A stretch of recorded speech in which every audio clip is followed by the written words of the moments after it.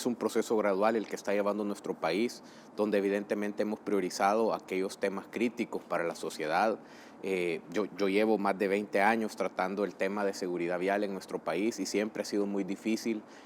poder hablar de que la seguridad vial nos ha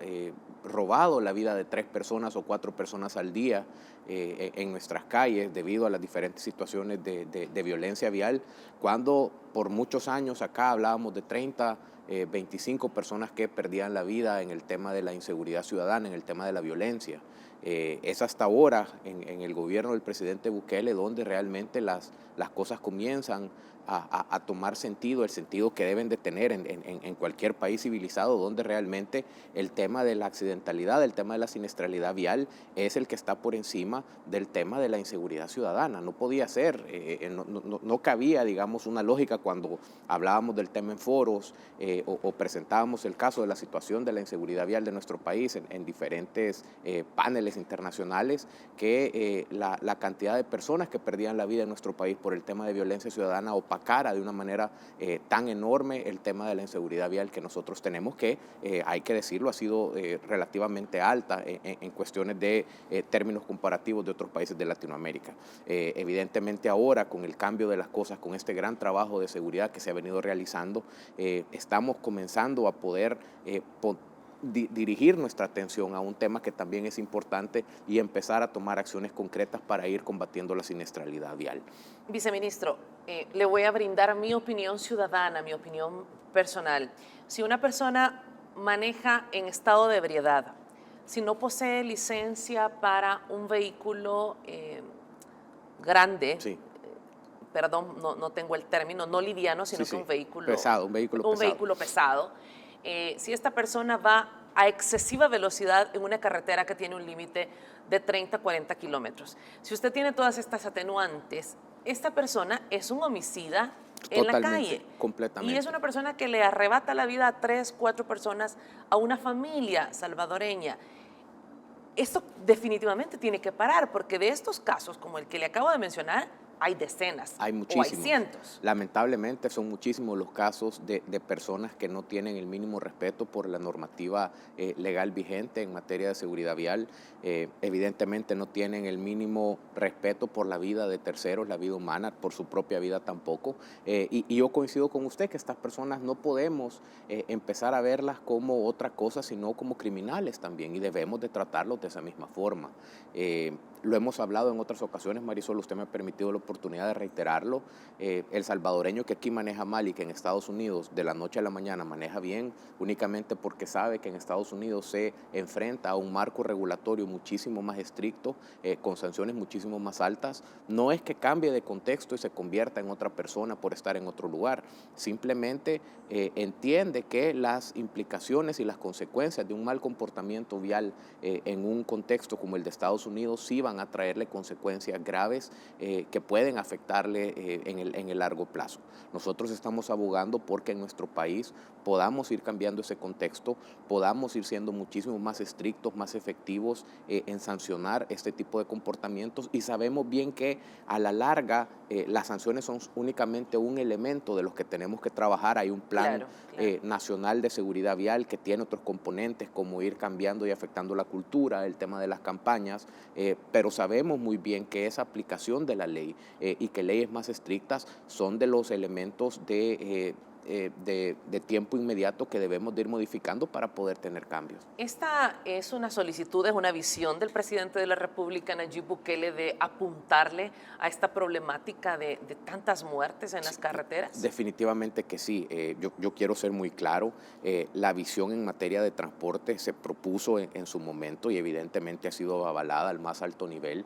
Acá nos movemos bajo una única visión, una visión de país que fue definida en un plan Cuscatlán que también hablaba de estos temas y que está completamente alineada con la visión que tiene el presidente de un mejor país. No es casualidad los buenos resultados que estamos teniendo en materia de seguridad pública, y se entiende también que estos resultados de alguna manera iban a tener un efecto en el tema de seguridad vial, directa o indirectamente, en la medida en que mucho policía en este momento está volcado a tareas eminentemente de seguridad ciudadana y que de alguna manera podrían descuidar el tema de seguridad vial. Para nosotros es importante entender que este trabajo articulado que se está realizando, si bien afecta algunos objetivos, también lleva a un proceso gradual en el cual seguridad vial tendrá su momento, y a eso estamos apostando en una visión que el presidente ha definido y sobre la cual estamos trabajando todos los funcionarios. Estoy plenamente convencido de que esto es una deuda histórica también. Hemos manejado el tema de movilidad desde una visión relativamente elitista en nuestro país. Hemos enfocado mucho los esfuerzos de planificación de la movilidad en aquella persona que puede tener acceso a un vehículo privado, a un vehículo automotor, y necesitamos entender que los objetivos de movilidad sustentable únicamente se pueden alcanzar si usted pone al centro de todo esfuerzo de planificación al ciudadano, al peatón, a los medios no motorizados y a los medios compartidos de movilización, a los medios como el transporte colectivo. Evidentemente, por muchos años el transporte colectivo de nuestro país obedeció a ciertos intereses, nunca tuvo realmente el apoyo y el interés debido, y muchas de las falencias que en este momento tienen los empresarios del sector también pasan por un mea culpa de gobiernos anteriores que permitieron un ambiente en el cual la ley no era respetada. Poder ir modificando estos patrones de comportamiento a través de un marco legal que realmente ponga la responsabilidad donde deben de ser, que realmente se enfoque en el ciudadano, que priorice medios no motorizados, que facilite la creación de más zonas 30, que facilite la creación de más ciclovías, que vaya colocando a los medios no contaminantes también en un lugar de preponderancia por encima de los medios tradicionales. Creo yo que realmente nos va a dar muchísimos buenos resultados en el corto, en el mediano y en el largo plazo, y nos va a poner en la dirección correcta para brindarle a la población una verdadera solución a sus necesidades de desplazamiento. No podemos seguir planificando nuestra movilidad a partir de brindar más espacio vial. No vamos a poder ser capaces de enfrentar el crecimiento vehicular agresivo que tenemos en este momento proveyendo más infraestructura vial al ritmo que esta debería de proveerse en función de la cantidad de vehículos que estamos ingresando a nuestro país en este momento, y por lo tanto el poder avanzar en alternativas que eviten que una de las aspiraciones de todas las familias salvadoreñas sea tener su propio vehículo, son el camino correcto para poder ir cambiando cómo planificamos movilidad en nuestro país. Viene a mi mente en este momento que leo lo que contempla la ley, como el presidente de la República ha dicho: tenemos derecho y queremos ser como los países desarrollados. Y al leer que la ley regulará, por ejemplo, temas como el uso de sillas de retención para niños en los vehículos, existirá resistencia, existirá una oposición, estoy segura que saldrá al paso hasta de una posibilidad como esta, que lo que nos asegura es la vida de nuestros hijos, de nuestros niños. Ya uno oye esos comentarios donde dicen, no, pero es que El Salvador no es Holanda, es que ¿por qué si aquí ustedes no tienen por qué estar promoviendo bicicletas? Pero la visión del presidente es clara y usted ya lo señaló. Nosotros nos merecemos los mismos derechos y las mismas condiciones de los países de primer mundo, y trabajamos desde el gobierno como funcionarios para garantizarle a la población esas posibilidades. Si bien son caminos largos, nadie está diciendo que esto puede ser un cambio de la noche a la mañana. La expectativa con lo cual nosotros desde el viceministerio, para hablar de un tema eminente personal, nos levantamos todos los días es procurar que al final del día hayamos avanzado para parecernos específicamente a estos lugares donde la movilidad funciona de mejor manera, y a eso es a lo que aspiramos prácticamente día con día. Yo creo que cerrarnos a la posibilidad de que en nuestro país las cosas funcionen, cerrarnos a la posibilidad de que en nuestro país podamos tener los mecanismos de fiscalización adecuados para que el sector transporte se comporte de una manera diferente, para que el conductor irresponsable, si se va a comportar mal, sea detectado de manera inmediata y sea sancionado como la ley lo merece. Creo que son expectativas y aspiraciones válidas para nuestro país, y no podemos trabajar aspirando a menos los funcionarios que estamos en el gobierno. Creo que eso es muy importante. La gente creo que digamos que alguna parte de la oposición se está centrando mucho en una ley que ellos consideran es una ley que busca únicamente sancionar. Yo creo que es muy importante lo que usted menciona. La ley también busca darle su lugar al peatón, al ciudadano, como centro de la planificación y objetivo último de planificación de la movilidad. La ley además busca que las decisiones en materia de movilidad se tomen de una manera consensuada, tomando en cuenta la opinión de instituciones claves, como por ejemplo el Ministerio de Medio Ambiente, el Ministerio de Gobernación, evidentemente el Ministerio de Obras Públicas, que en algunas ocasiones en la toma de decisiones en cuanto a movilidad han quedado relegadas y no han recibido, digamos, la atención y el espacio que verdaderamente merecen. Para nosotros también en el tema del transporte colectivo, por ejemplo, los temas de asociatividad que va buscando la ley para favorecer esquemas de operación muchísimo más eficientes que los que actualmente están en vigencia, es otro elemento importante bajo el cual nosotros estamos completamente convencidos vamos a lograr proveerle a los operadores de transporte condiciones para operar en una mejor condición y poder generar al final más ingresos. Muchos de los problemas que en este momento se tienen en materia de transporte fueron generados debido a la emisión irrestricta y caprichosa de permisos que obedecía más al beneficio de un funcionario que a una racionalidad técnica de necesidad de un servicio. Y hoy esta ley nos permite de alguna manera reagrupar a esta gente, trabajar más de la mano con ellos, profesionalizarlos y brindarle un mejor servicio a la población. De igual manera, en la ley empiezan a contemplarse ya mecanismos para poder viabilizar esquemas de transporte público en rieles, esquemas de transporte público que realmente vuelvan atractivos para quien tiene un vehículo, la opción de decantarse por el transporte público en vez de hacerlo en un vehículo privado. Y esto creo yo que son las funciones últimas que realmente esta ley busca. Hay un objetivo, una premisa básica sobre la cual trabajamos y es que queremos volver dentro de nuestro país, así como la Constitución garantiza ciertos derechos, el derecho a una movilidad limpia, a una movilidad sustentable de todos los salvadoreños. El salvadoreño tiene el derecho a la libre circulación, pero queremos que la ley también apuntale este derecho y lo haga brindando las condiciones de que esta movilidad se pueda hacer en un espacio sin contaminantes, en un espacio seguro, donde su vida no se mire en riesgo por un tema de accidentes, donde 4 personas en este momento día con día no nos acompañan al final del día por un incidente vial. Y esto precisamente creo yo es el aspecto que más debemos de resaltar de esta reforma legal que estamos buscando. Sin duda requiere una actualización los marcos legales existentes, donde no teníamos ese número de cantidad de vehículos y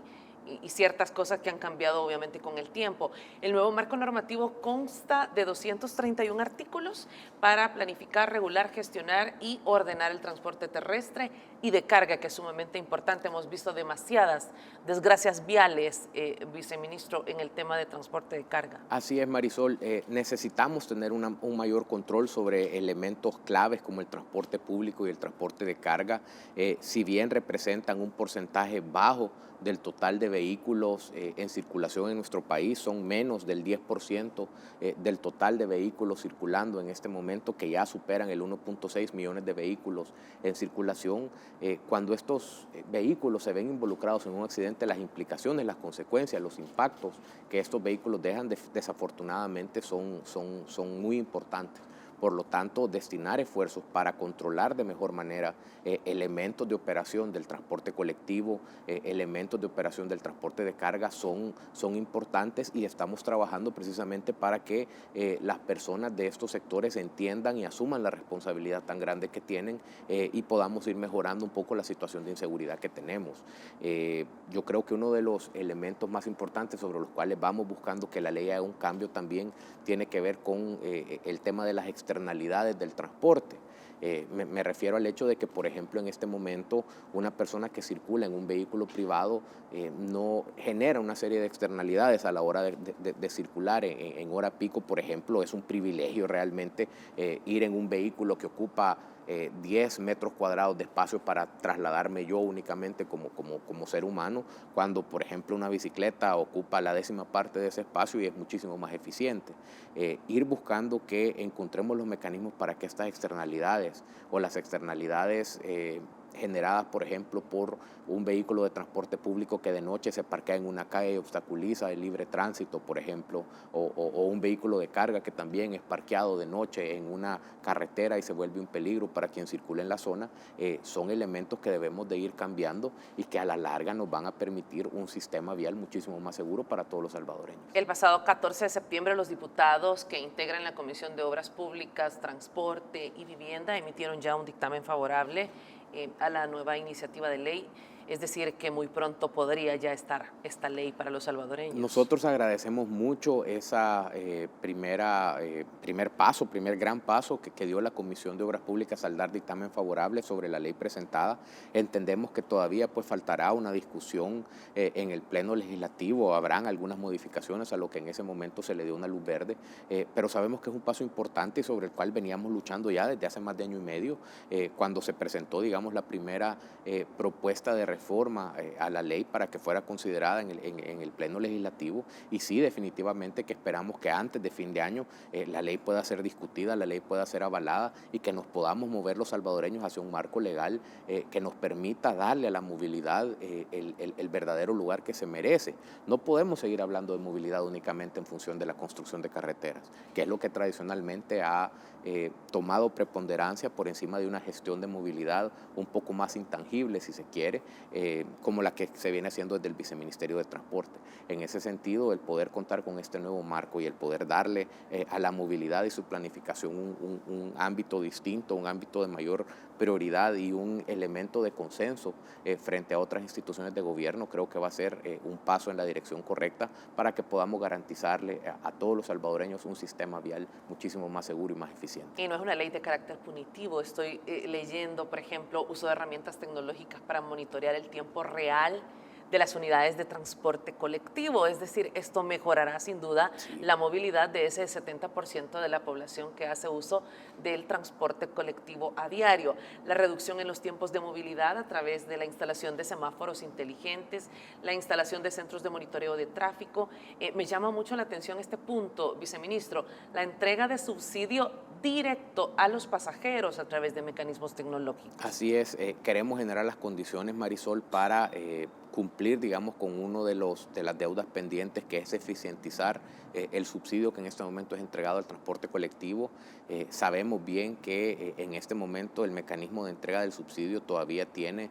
mejoras importantes que deben de aplicarse. En muchos casos el control de a quién se le entrega el subsidio puede tener alguna deficiencia y por lo tanto hacer uso de la tecnología para que los controles que tenemos sobre elementos como el transporte de carga y el transporte colectivo se mejoren en el corto plazo son ambiciones y son aspiraciones que están reflejadas en la ley y que consideramos nos van a permitir hacer de una mejor forma el trabajo del gobierno y al mismo tiempo eficientizar el uso de los recursos disponibles. Viceministro, usted hace algunos meses estuvo con nosotros y nos habló de unos semáforos inteligentes, que era un proyecto de cerca de $50 millones. ¿Cómo vamos al respecto? Es un proyecto insignia de este gobierno en materia de movilidad. El proyecto fue adjudicado y se dio la orden de inicio ya a inicios de este mes, a inicios de septiembre. El proyecto está caminando a muy buen ritmo en este momento. Ya tenemos a las primeras personas haciendo algunas evaluaciones en diferentes intersecciones de nuestro país para ir ajustando y hacer un plan ya de ciclos semafóricos que vamos a tener en un proceso de instalación que debe de iniciar de acuerdo al cronograma ya en la primera parte del año 2023. Esperamos que ya para junio de 2023 podamos tener algunos corredores semafóricos instalados y para la segunda mitad del año es cuando esperamos también avanzar con el proceso de fotomultas y tener también este otro elemento importante que es el sistema de videofiscalización, el sistema de las fotomultas instalado y poder darle a la ciudadanía un esquema de gestión vial muchísimo más eficiente que el cual contamos en este momento. Las multas, que como ya sabemos también ha sido una iniciativa de este gobierno, que pasen desde 11.43 hasta 57.14, ¿ha disminuido la cantidad de personas que están infringiendo la ley? Bueno, es relativo hablar del tema, Marisol. Las multas en este momento no han aumentado. Yo creo que lo que sí debe de decirse es que este año tenemos un aumento de multas impuestas frente al año pasado. Es un cambio relativamente pequeño, pero que hay que matizarlo. En este momento tenemos cerca de 167,000 multas impuestas en lo que va del año frente a 163,000 que teníamos el año pasado. Hay una diferencia de aproximadamente 4,000 multas, pero hay que decirlo, esto es meritorio en el sentido de que debido a los esfuerzos que ha requerido el tema del Plan Control Territorial, la presencia o la dirección de la policía en cuanto a la aplicación de las multas de alguna manera se ha desviado hacia los objetivos de seguridad ciudadana, que es completamente entendible. La brecha, digamos, o esta diferencia ha buscado ser cubierta gracias a la decisión del presidente de permitir a nuestros gestores y nuestros inspectores comenzar a aplicar también el marco legal y poder aplicar multas. El que en este momento, a pesar de esa situación, tengamos una mayor cantidad de multas, no quiere decir necesariamente que la gente esté incumpliendo más la ley. Recuerde que también en este momento ya tenemos cerca de un 10% más de conductores en la calle, porque tenemos alrededor de 8% más de vehículos circulando. Entonces, estos elementos de alguna manera explican el por qué, si bien podemos tener más multas en este momento, la situación en cuanto al respeto a la ley se pueda ir mejorando. Yo creo que otro de los elementos importantes para explicar si estamos mejorando, vamos en la dirección correcta en el tema de el comportamiento de los ciudadanos, tiene que ver con el número total de accidentes registrados. Gracias a Dios este año tenemos un 10% menos de incidentes viales registrados frente al año pasado. Esto es importante. Hay una cantidad de cerca del 3% menos de personas afectadas en incidentes viales, y esto habla bien, digamos, habla de que vamos progresando, que vamos en la dirección correcta, y vamos a seguir pues desde el viceministerio, desde la policía, procurando esfuerzos para garantizar que estas tendencias positivas que en este momento tenemos se terminen de concretar en lo que nos falta del año. Hay que decirlo, y valga el comercial, vamos a entrar a los últimos 3 meses del año, donde tradicionalmente tenemos los meses más peligrosos del año en materia de inseguridad vial. Diciembre es un mes complicado, octubre y noviembre también, y por lo tanto el pedirle a los salvadoreños esa conciencia de que entramos en la recta final del año y que debemos de colaborar todos los salvadoreños